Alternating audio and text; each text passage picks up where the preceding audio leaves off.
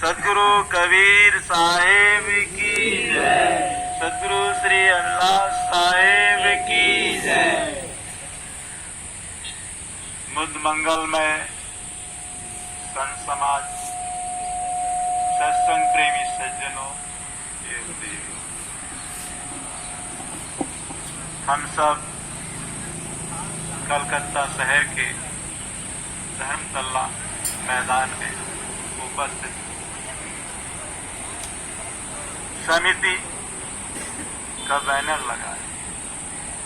हर रविवार को यहाँ पर कार्यक्रम होता है और ये कई वर्षों से ये पद्धति चली आ रही है। यहाँ पर सदगुरु श्री अभिलाष साहब जी ने अपने विचार दे रखे। उनकी गद्दी पर आसीन सुदेश संत श्री धर्मेंद्र साहब जी के विचार श्रवण किए हैं और एक सप्ताह छोड़कर अगले सप्ताह में फिर विचार श्रवण करने को मिलेंगे। हम सब सदगुरु कबीर साहब के विचारधारा से जुड़े। जीवन कैसे सुखमय हो, किस तरह से हम मनुष्यों के बीच में रहते हुए, परिवार के बीच में रहते हुए, समिति के बीच में रहते हुए कैसे हम सुखी हो और कैसे हमारी दिनचर्या चले। अभी संतों के द्वारा अपने अपने शैली में आप बहुत सुंदर विचार श्रवण कर रहे थे। कुछ देर तक मेरा निवेदन प्रस्तुत है। ये जीवन बड़ा कीमती है। मनुष्य शरीर जो पाए हैं, इसमें हम भोजन के साथ साथ भजन का काम कर रहे हैं। अन्य प्राणियों में केवल भोजन करना है, चाहे वो चार पैर वाले पशु हों, उड़ने वाले पक्षी हों या रेंग रेंग कर सरक सरक कर चलने वाले कीड़े मकोड़े हों। उनके जीवन में केवल आहार चाहिए। वो आहार ग्रहण करते हैं और अपनी वंश परंपरा चलाते हैं। लेकिन मनुष्य आहार के साथ साथ उसे वस्त्रों की आवश्यकता है, क्योंकि मनुष्य नंगे नहीं रह सकता है, क्योंकि मनुष्य के अंदर में ज्ञान है। इसलिए भोजन के साथ साथ वस्त्रों की आवश्यकता है और उसके बाद में फिर मकान की आवश्यकता है। भोजन, वस्त्र और आवास चाहिए। धूप से बचने के लिए, बरसात से बचने के लिए, ठंडी से बचने के लिए आवास की जरूरत है, मकान की जरूरत है। भोजन, वस्त्र और आवास, ये चीजें हम मेहनत करके प्राप्त कर लेते हैं और इसके लिए हम खेती कर लेते हैं, व्यापार कर लेते हैं, नौकरी कर लेते हैं, पशु पालते हैं। इन चार तरीकों में से कोई भी एक तरीका हम अपना लेते हैं तो भोजन, वस्त्र और आवास की पूर्ति हो जाती है। इसके साथ साथ हम भजन करते हैं। भजन केवल मनुष्य कर सकता है, तो भोजन के साथ साथ भजन की आवश्यकता है। हमारे यहाँ एक परंपरा थी, चौथा आश्रम संन्यास का। अब ये ठीक है कि संन्यास किसके लिए अलाउ था, किसके लिए नहीं था, केवल शास्त्रों में बात लिखी थी, कुछ पालन भी करते। चौथा आश्रम संन्यास आश्रम। हर आदमी संन्यास नहीं ले सकता है, पर संन्यास लेने वाले व्यक्तियों का संग कर सकता है। हर आदमी डॉक्टर नहीं हो सकता है, पर डॉक्टर से अपनी बीमारी का इलाज करा सकता है। हर आदमी अध्यापक नहीं हो सकता है, प्राध्यापक से अपने बच्चों को शिक्षा दिला सके। कोई भी आदमी हर काम नहीं कर सकता। यदि हर आदमी हर काम कर ले तो दूसरे का महत्व फिर नहीं रहेगा। हम जिस काम को नहीं जानते हैं उस काम को अगला व्यक्ति जानता है, इसलिए हम उसका आदर देते हैं और उसके द्वारा उस काम को कराते हैं। इसलिए हर व्यक्ति का अपना महत्व होता है। इसलिए महत्व के साथ साथ हमको भजन करने की जरूरत है, और ये भजन भी सब लोग नहीं करते। भजन कौन करता है? जिसके अंदर सात्विक विचार होते हैं। सात्विक व्यक्ति ही भक्ति करता है, तमोगुणी भक्ति नहीं कर पाता। जो लड़ता और झगड़ता रहता है, या जो संप्रदाय लड़ते और झगड़ते रहते हैं, वो भजन नहीं कर रहे हैं। उनके अंदर में शांति नहीं है। शांति नहीं, इसीलिए ये लड़ाइयां होती हैं, इसीलिए बड़े बड़े युद्ध खड़े हो जाते हैं। एक व्यक्ति के मन में विचार सब नहीं सही नहीं है और वो बहुत बड़े पद पे बैठा है, वो लड़ाई की समस्या पैदा कर देगा। क्योंकि शांत मन में लड़ाई नहीं हो सकती है, अशांत मन से लड़ाई होती है। हर व्यक्ति भजन नहीं कर सकता। तामसी प्रकृति के व्यक्ति भजन नहीं कर सकते। 3 प्रकार की प्रकृति होती है। एक तो सतोगुणी प्रकृति, दूसरे रजोगुणी, तीसरे तामसी प्रकृति। रजोगुणी जो है सुख सुविधाएं चाहिए, ऐसो आराम चाहिए, ऐसा व्यक्ति भजन नहीं कर सकता। तामसी व्यक्ति है जिसका खान पान गलत है और आदतें भी गलत है, लड़ाई झगड़े में उलझा रहता है, ऐसा व्यक्ति भी भजन नहीं कर सकता। भजन कौन कर सकता है? जिसका मन सतोगुणी है। रावण को सबने समझाया, पर रावण ने क्या कहा? भजन होय नहीं तामस देहा। तामसी देह से, तामसी स्वभाव से भजन नहीं हो सकता है। इसलिए तामसी व्यक्ति भी भजन नहीं कर सकता है।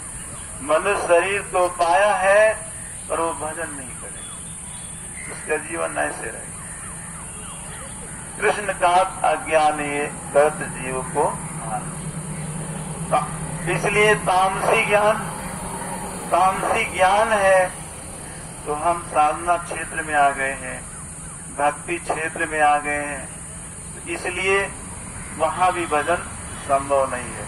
तमो गुण को वैराग्य जो और तामस युक्त ज्ञान, कृष्ण कहत अज्ञान ये करत जीव की तमो गुण वैराग्य। यदि हमारा वैराग्य तामसी है, जैसे परशुराम का ले लीजिए उदाहरण, दुर्वासा का ले लीजिए, या आज के महात्माओं में उदाहरण देख सकते हैं। तमोगुण को वैराग्य जो और तामस युक्त ज्ञान, ज्ञान भी जो है वो तामस युक्त है, वैराग भी है वो तामस। तो इसलिए कृष्ण का अज्ञान ये करत जीव की हां। कृष्ण द्वैपायन वेदव्यास हैं, 2 कृष्ण हुए हैं। एक तो वासुदेव कृष्ण हुए हैं जिन्हें हम श्री कृष्ण कहते हैं, दूसरे कृष्ण द्वैपायन हुए हैं जिन्हें हम वेदव्यास कहते हैं। तो इसलिए कृष्ण का अज्ञान ये करत जीव की हां। इसलिए ज्ञानियों ने यानी वेदव्यास ने कहा कि व्यक्ति अपनी हान करता है। तो इसलिए भजन करने के लिए हमारा मन कैसा हो? सात्विक मन हो। जब सात्विक मन होगा तो हमारे मन में शांति होगी। चेतन की 2 विशेषताएं हैं। एक तो चेतन में ज्ञान करने की क्षमता है। चेतन शांत स्वरूप है। अज्ञान, हम सोचते हैं कि हम साधु हो गए या भगत हो गए तो ये कई जन्मों का संस्कार है, ऐसा मानते हैं। ऐसी बात नहीं, कई जन्मों की बात नहीं है। चेतन में ज्ञान करने की क्षमता है। आप कोई भाषा नहीं जानते हैं और जो जानते हैं हिंदी जानते हैं, आप इंग्लिश सीखना चाहें तो आप अध्ययन करने लगें और सीख जाएंगे। हिंदुस्तान में जन्मे हैं, हिंदी पढ़ने वालों के घर में जन्मे हैं और आप मेहनत करेंगे तो इंग्लिश सीख जाएंगे। जैसे अभी मान लो मोबाइल ये चल रहा है, तो मोबाइल जिसने बनाया है, जिसने खोज किया है, उसने दिमाग लगाया, आविष्कार किया और वो इस यंत्र को दिया, मोबाइल दिया है। लेकिन आज उसने तो मेहनत किया, कई बार प्रयास किया होगा, मेहनत किया होगा, तो उसका तो दिमाग लगा है, तो उसने बना के दे दिया। पर बिगड़ जाता है, लोग बना लेते हैं और प्रयोग करने लगते हैं, प्रयोग कर रहे हैं। तो हर व्यक्ति क्या उसने भी अभ्यास किया है, कई जन्मों का संस्कार है, ऐसा नहीं।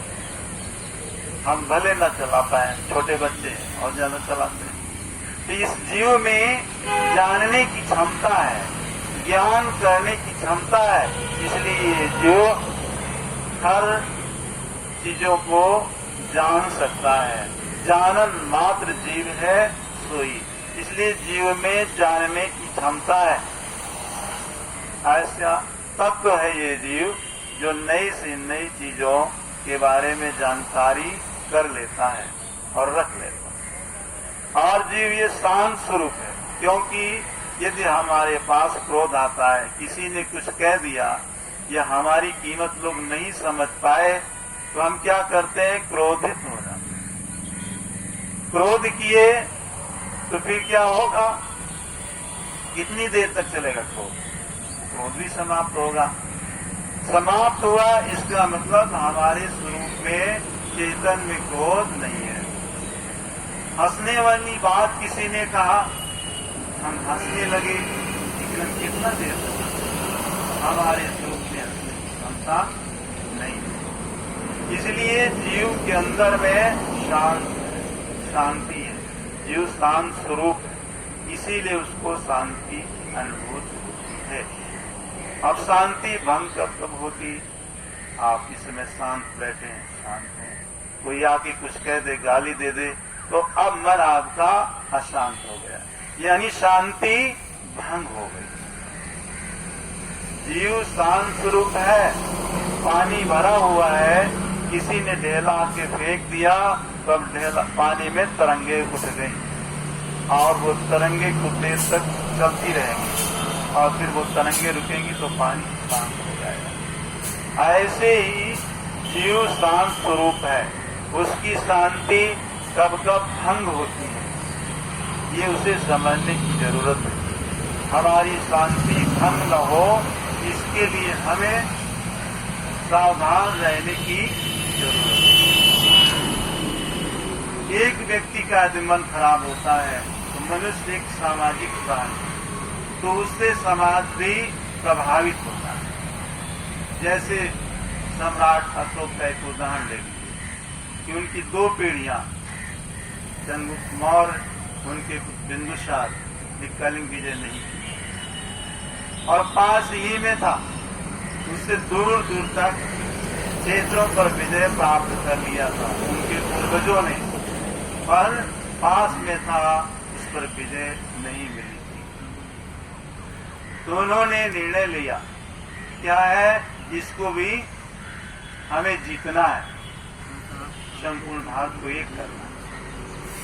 तो फिर क्या हुआ, उन्होंने लड़ाई लड़ी और इस लड़ाई का परिणाम क्या आया, लाखों लोग मारे गए, लाखों बंदी बनाए गए, व्यवस्था की। तब उन्होंने सोचा केवल मेरे कारण ये युद्ध हुआ, यदि हम ऐसा विचार नहीं सोचते तो ऐसा नहीं होता। ये समस्या, ये जो रक्तपात देखने में नहीं आता। और उन्होंने हृदय परिवर्तित कर लिया, अर्थात उनका हृदय बदल गया। उन्होंने भविष्य में विस्तार करना बंद कर दिया। विस्तार करने से भी नहीं संभाला जा सकता है। सिकंदर विस्तार कर रहा था और आगे बढ़ता जाता था और पीछे क्या होता था, बगावत शुरू हो जाती। तो हम कितना विस्तार करते जाएं, विस्तार में विस्तार को हम संभाल नहीं पाते। तो ऐसे ही हम भौतिक उन्नतियों में लगे। आज विज्ञान का दौर है, इसलिए हम एक से एक सुविधाएं देखते हैं, एक से एक वस्तुएं देखते हैं, फिर भी हमारा मन अशांत क्यों है, शांति हमारे पास क्यों नहीं। किसी ने कहा है घर में बीवी और बच्चे हैं, नौकर भी अच्छे अच्छे हैं, घर में फ्रिज और कूलर है, नोटों के भरे समुंदर हैं, सुख साधन है पर चैन। इतना सब कुछ है पर आदमी क्या है, बेचैन। सुंदर परिवार सिद्धार्थ को मिला था, सब कुछ मिला था, पर घर में उनका मन नहीं लगा। आदमी के पास बहुत कुछ होता है पर संतुष्ट नहीं हो पाता है। इसलिए दो प्रकार के सुख बताए गए, एक भौतिक सुख है, दूसरा आध्यात्मिक सुख। भौतिक सुख है पदार्थों के द्वारा, जो पदार्थ होते हैं उनके द्वारा हमें सुख मिलता है। जिसे कवि साहब कहते हैं अल्प सुख सुख आदि अंता, मन भुलान मगर में बनता। अल्प सुख, विषयों में पदार्थों में सुख नहीं है ऐसी बात, सुख है पर कितनी देर तक है, अल्पकालीन। आप पहला लड्डू खाइए तो बड़ा अच्छा लगेगा, बड़ा टेस्ट लगेगा, स्वाद लगेगा, और दूसरा खाएंगे तो कम हो जाएगा, तीसरा खाएंगे तो कम हो जाएगा, चौथा खाएंगे तो कम हो जाएगा। जितना खाते जाएंगे उतना उसी लड्डू में सुख की अनुभूति कम होगी, और एक समय आप बंद कर दें, कोई सुख नजर नहीं आएगा। इसलिए ये क्या है, पदार्थ जनित सुख। हम धूप से आए हैं तो छाया की आवश्यकता है, लेकिन हम सदा छाया में बने रहे तो भी सुख महसूस नहीं होगा। तो पदार्थ जनित जो सुख होते हैं वो कुछ काल तक महसूस, वस्तुओं में हमारी भावना हो जाती है, इसलिए हमको सुख लगता है। लेकिन जो आध्यात्मिक सुख है वो क्या है, जैसे विषयों का सुख है वो थोड़ी देर तक, ऐसे ही संत श्री काशी साहब कहते हैं जीवन मुक्त सुख अनित्य पिछानो और सुख स्वरूप जीवन जानो। जीवन मुक्ति का जो सुख है वो भी नित्य नहीं, जैसे विषयों का सुख जो है नित्य नहीं रहता है, ऐसे जीवन मुक्ति का सुख भी नित्य नहीं रहता है। जीवन मुक्त सुख अनित्य पिछानो, यानी जीवन मुक्ति का जो सुख है वो भी अनित्य, वो भी नित्य नहीं रहने वाला। सुख स्वरूप जीव नहीं जाना। जीव में सुख नहीं, जैसे जो फूल होता है उस फूल में खुशबू नहीं होती है तो कभी खुशबू नहीं रहेगी। यदि आप थोड़ी देर के लिए इत्र डाल देंगे, सेंट डाल देंगे तो कुछ देर तक खुशबू उसमें आती रहेगी, फिर उसके बाद वो खुशबू समाप्त हो जाएगी। तो जिस फूल में खुशबू नहीं है वो फूल में खुशबू आ नहीं सकती। यदि आ रही है तो उसका कारण क्या है कि बाहर से वो खुशबू उसमें जो है डाली गई। तो उसी तरह से जो हम सुख ढूंढ रहे हैं वो बाहर से सुख सोचते हैं मिलता है। तो बाहर से सुख क्या है, अपने एक मन की भावना है। ये भावना जनित सुख पदार्थों का सुख, लेकिन सुख स्वरूप जीव नहीं है। जीवन मुक्ति है, आदमी साधना कर रहा, भजन कर रहा है, जीवन मुक्त हो गया। जब तक जीवन है उसका अनुभव हो रहा है, और उसमें भी उपद्रव आते रहते हैं, उसमें भी ऊंच नीच की स्थितियां पैदा होती रहती हैं। तो वो भी क्या है, वो भी थोड़ी देर के लिए, लेकिन इस तरह से। लेकिन दोनों सुख में अंतर है। एक सुख जो है वो बंधन देता है, दूसरा सुख जो है बंधन से मुक्त करता है। जैसे कि पैर में कांटा गड़ जाता है तो कांटा गड़ता है, वो दुख दे रहा है। दूसरे हम सुई लगा रहे हैं, सुई से उस कांटा को निकालने जा रहे हैं तो सुई भी जब लगती है वो भी दर्द पैदा करती है, वो भी दुख देती है। तो पहला जो कांटा गड़ा है वो भी दर्द दे रहा है, और सुई से निकालने जा रहे हैं, सुई के द्वारा भी दर्द हो रहा है। दोनों में दर्द है, पर एक दर्द को समाप्त करने के लिए दूसरे का उपयोग करने जा रहे हैं, तो उपयोग में जो हो रहा है वो भी दर्द है, पर एक दर्द दूसरे दर्द को समाप्त कर देता है, पहले वाले दर्द। इस तरह से हमें ये जो जीवन मिला हुआ है, इस जीवन में हमारे जो पीछे के कर्म हैं, उनके कारण आज हम शरीर धारण किए हुए, और आज जो कर्म करने जा रहे हैं या कर रहे हैं, तो इसके कारण अगला हमारा शरीर तैयार हो जाएगा। यदि हम निष्काम भाव से नहीं करते हैं और ज्ञान के द्वारा समझ करके कर्म नहीं करते हैं, तो क्या है, हमारा शरीर फिर तैयार होगा। यदि हम क्रियमाण कर्मों को रोक देते हैं, जो वर्तमान में जारी कर्म है, उन कर्मों पर अपना नियंत्रण रहता है, इससे क्या होता है कि हमारे कर्म सही हो रहे हैं, और व्यक्ति भजन करते हुए इस संसार के दुखों से छुटकारा पा जाता है। तो दो तरह के कर्म, एक सकाम कर्म है, दूसरा निष्काम कर्म। सकाम कर्म जिसमें हम फल की प्राप्ति कर लेते हैं, जैसे विद्यार्थी सोचे कि हम स्कूल में पास हो जाएं तो हम पढ़ने जाएंगे, वैसा परिणाम तो बाद में आएगा, जब पढ़ेगा व्यक्ति तभी पास और फेल होगा। लड़ाई में जाएं और हम सोच ले हम सदा विजयी ही रहें, तो परिणाम तो लड़ाई की स्थिति बताएगी। अच्छे से अच्छे व्यक्ति भी कभी कभी लड़ाई में परास्त हो जाते हैं। हाँ, ये कि हमें सोचना और समझना है कि हम सफलता कैसे पाएं, किस ढंग से अपने जीवन को चलाएं, तो उसके लिए हमें मैदानी जंग में उतरना पड़ता है। साधना के क्षेत्र में, हर क्षेत्र में आदमी परिश्रम करता है, और परिश्रम में परेशानियां आती हैं, चाहे वो व्यवहारिक कार्य हो या आध्यात्मिक कार्य हो, हर कार्यों में जो समस्याएं आती हैं, उन्हीं को हमें धैर्य पूर्वक सहने की जरूरत है। धर्म के क्षेत्र में जो भी कष्ट आते हैं, यदि उनको हम सहन कर लेते हैं तो ये तप कहलाता है। और बाकी जो कर्मों में हम काम करते हैं, कोई समस्या आती है, परेशानी आती है, तो उसको हम जब सहते हैं तो वो क्या, धैर्य कहलाता है।